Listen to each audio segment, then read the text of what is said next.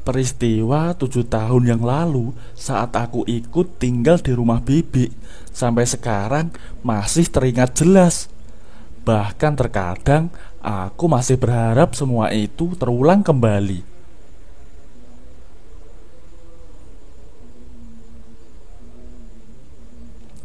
Waktu itu pertama kalinya aku merantau ke kota sesudah lulus SMU. Dengan tekad yang kuat, aku merantau setelah mendapat izin dari kedua orang tuaku.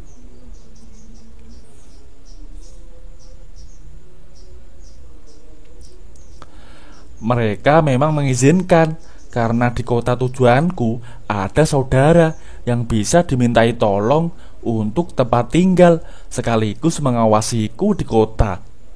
Bibi dan pamanku memang sudah lebih dulu di sana.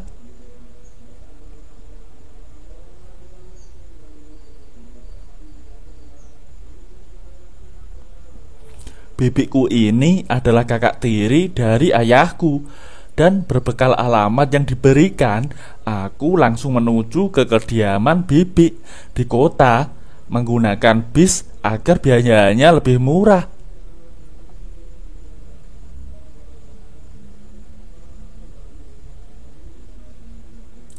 Karena ini kali pertama aku merantau dan jauh dari orang tua, tentu saja aku begitu antusias.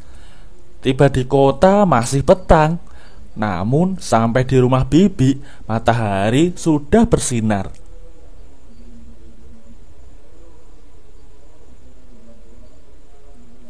Meski masih pagi, tapi nyatanya jalanan sudah macet. Aku yang belum terbiasa dengan situasi ini jadi kurang nyaman, tapi sebisanya harus segera menyesuaikan.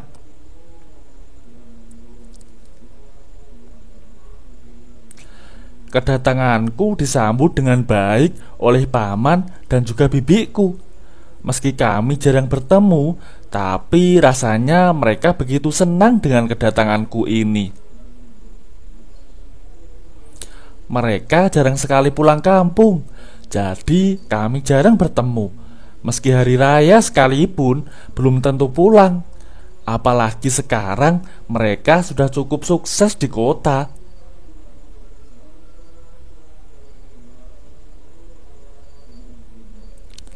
Singkat cerita, ini sudah sebulan lebih aku jadi orang kota. Selama tinggal di sini, paman dan juga bibi memperlakukanku dengan begitu baik, penuh dengan perhatian, terutama bibiku ini. Maklum saja, mereka berdua belum dikaruniai anak sampai sekarang. Jadi beranggapan kalau aku seperti anak mereka. Apalagi aku cukup rajin membantu pekerjaan di toko.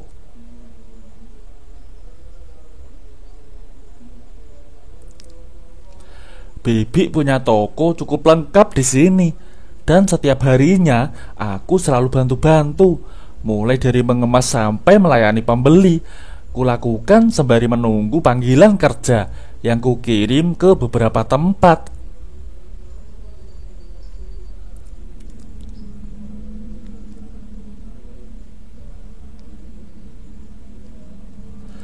Dengan kehadiranku, Bibi merasa sangat terbantu. Apalagi selama ini paman jarang membantu beliau di toko. Bahkan dalam seminggu hanya sekali aku melihat paman di rumah.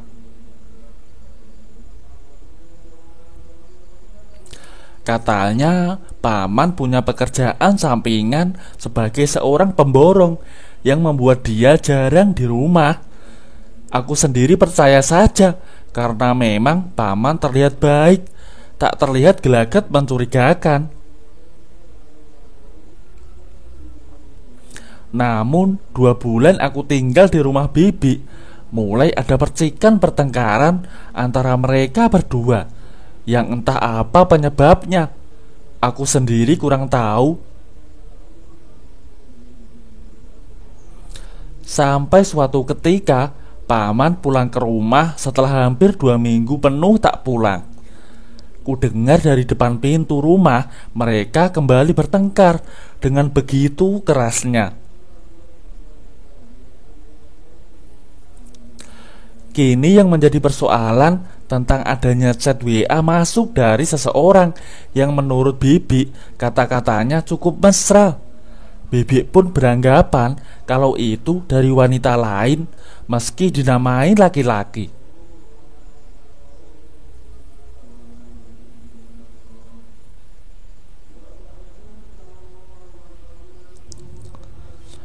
Tentu, aku yang baru pulang dari toko tak langsung masuk dan memilih untuk keluar lagi sembari menunggu situasi lebih aman. Bukannya tak ingin membantu, tapi aku sendiri bingung harus bagaimana.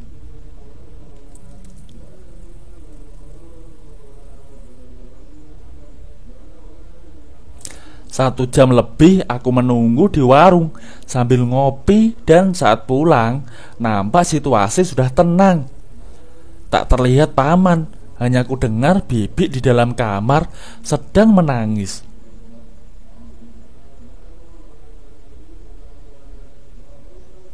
Hari-hari berikutnya Bibi nampak berubah, tak seperti awal aku datang. Beliau lebih banyak melamun dan terlihat murung. Bahkan Bibi juga lebih banyak mengurung diri di kamar.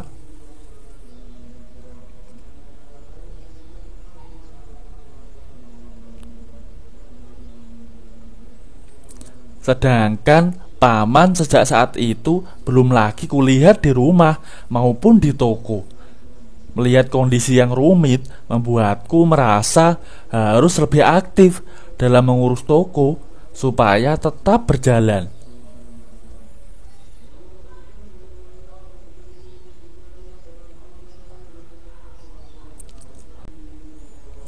Terkadang aku menjaga toko sendiri supaya Bibi bisa istirahat. Bukan fisiknya yang lelah, tapi pikirannya yang butuh istirahat. Bahkan kalau bisa refreshing supaya segar kembali.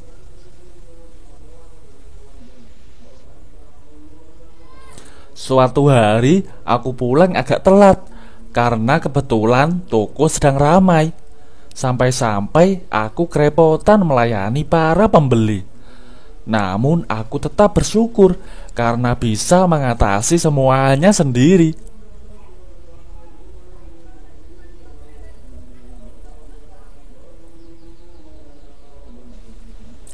Saat sampai di rumah, nampak Bibi sedang menonton TV. Beliau melihatku pulang dan sedikit tersenyum. "Kok sampai jam segini baru pulang?" tanyanya. "Iya Bi, tadi di toko ramai," jawabku.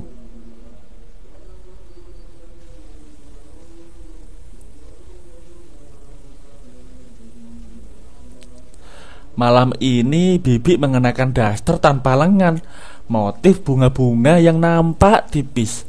Beliau duduk bersandar di sofa. Daster itu tak mampu menyegel semua karena masih ada yang sedikit terbuka.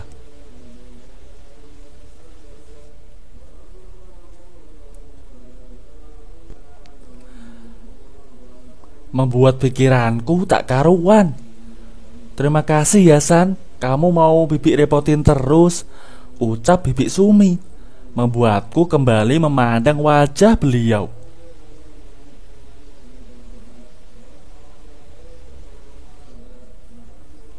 "Gak usah bilang makasih Bi, karena Bibi sudah mau menampung saya di sini.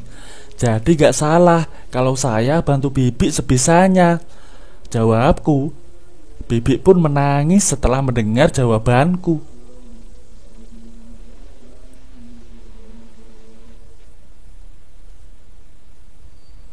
Aku pun duduk di sebelah Bibi, mencoba menenangkan beliau yang pastinya berat menjalani semua ini sendiri.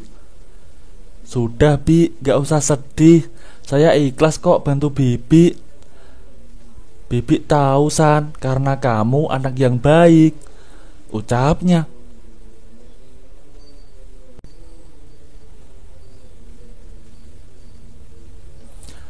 Bik Sumi pun menceritakan semuanya sambil tetap menangis. Bahwasanya tadi ada seseorang yang mengatakan kalau paman sudah menikah lagi dengan seorang janda di kota sebelah.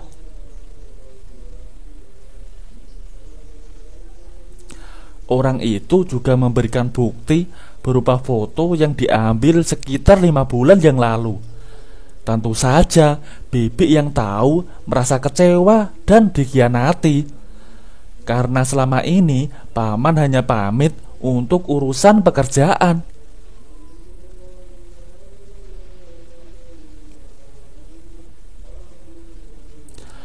Bik Sumi juga berencana untuk bercerai dari paman karena tak mau dimadu. Tekadnya sudah sangat bulat dan tak ingin terus dibohongi oleh orang yang pernah ia cintai.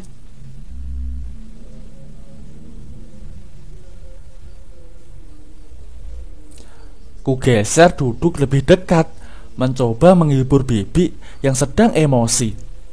Tapi tiba-tiba Bibi malah langsung memelukku dengan begitu erat, serta tangisnya semakin kencang menjadi-jadi.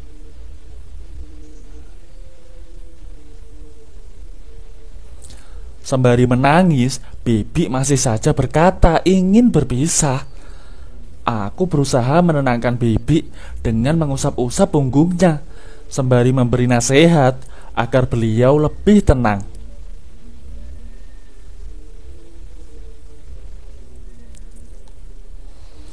Tapi ternyata Bik Sumi malah semakin erat meluk.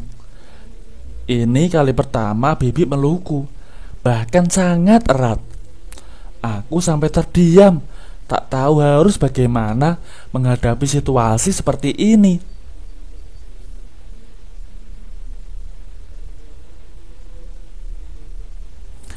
Seperti mimpi yang menjadi kenyataan buat diriku.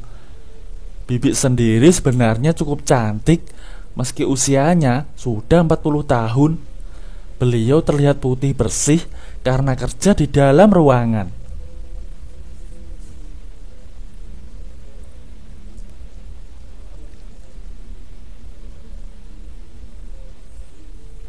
Posturnya lumayan tinggi, mungkin sekitar 157 cm dan sedikit agak gemuk. Namun menurutku malah nampak cabi, apalagi ditambah dengan rambut panjang yang membuat Bibi punya pesona tersendiri buatku.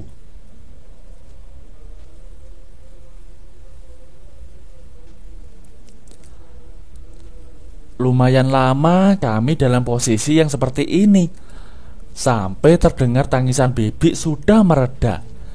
Kini rasa ibaku padanya malah berkurang dan berganti keinginan untuk memberi perhatian lebih pada Bibi.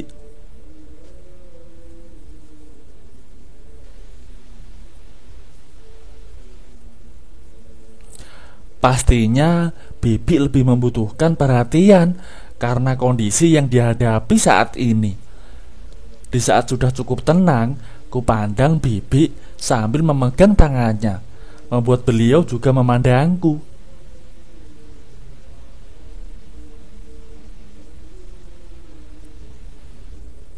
Ku beranikan bergerak lebih jauh, yang membuat Bibi Sumi kaget dan tak percaya.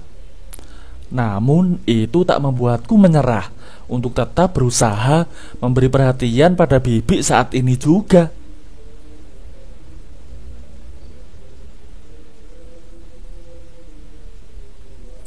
Ternyata hanya di awal saja Bibi merasa kaget, karena selanjutnya beliau malah memberi jalan dan mengarahkan apa saja yang bisa dibantu.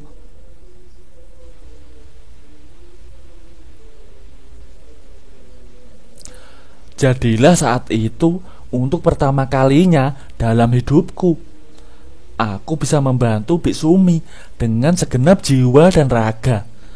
Yang tentu saja semua terjadi dengan penuh semangat yang berapi-api.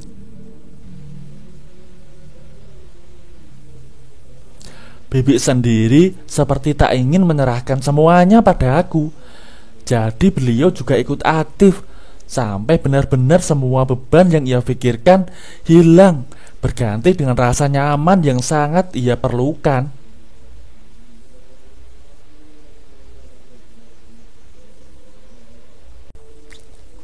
Ketika semua selesai, aku baru menyadari apa yang terjadi. "Bi, saya minta maaf, sudah terlalu jauh," kata aku.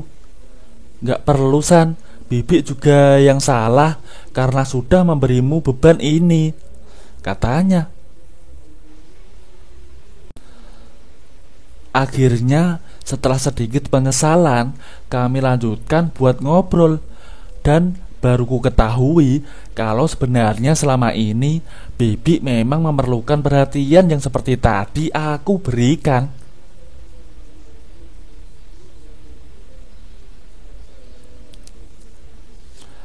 Bahkan Bibi tak mempermasalahkan semuanya, meski aku yang berinisiatif untuk membantu beliau. Setelah cukup istirahat, kami langsung makan karena perut sudah keroncongan.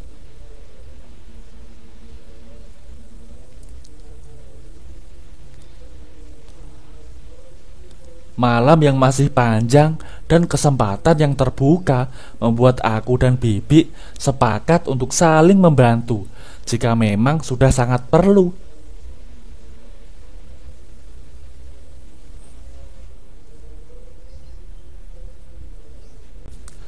Setelah mengetahui sikap paman, akhirnya Bibi resmi bercerai darinya. Meski paman berusaha minta maaf, tapi nyatanya mereka tetap berpisah. Dan tinggal aku yang membantu Bibi sehari-hari.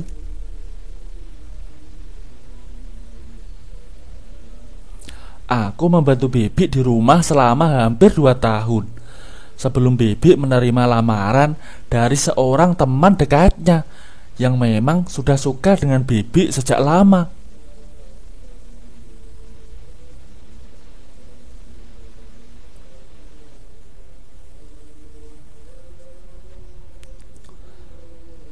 Setelah resmi menikah, tentu saja Bibi tak lagi membutuhkan bantuanku.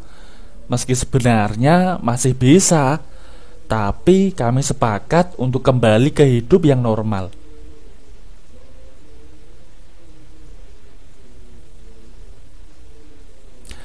Karena selama ini asik mengurus dan membantu Bik Sumi, aku sampai tak pernah lagi mencari pekerjaan di kota. Hanya bantu-bantu di tokonya Bibi saja.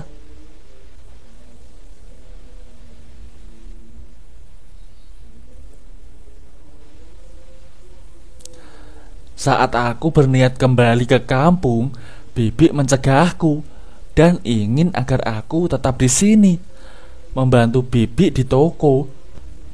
Tapi aku menolak dengan alasan takut akan terjadi hal yang telah lalu. Akhirnya suami Bibi yang baru memberiku modal untuk buka toko sendiri, sebagai tanda terima kasih sudah membantu Bibi selama ini.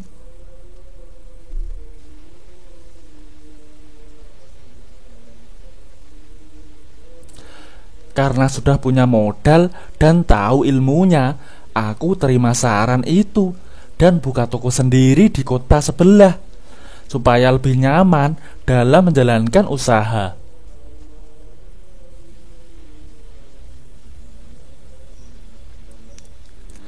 Tapi ternyata sangat sulit buat melupakan kenangan indah saat membantu Bibi selama tinggal bersama. Rasanya aku punya hutang besar pada Bibi yang sudah mengajari semua pengalamannya. Gimana menurut pendapat kalian? Tulis komentar kalian di bawah dong.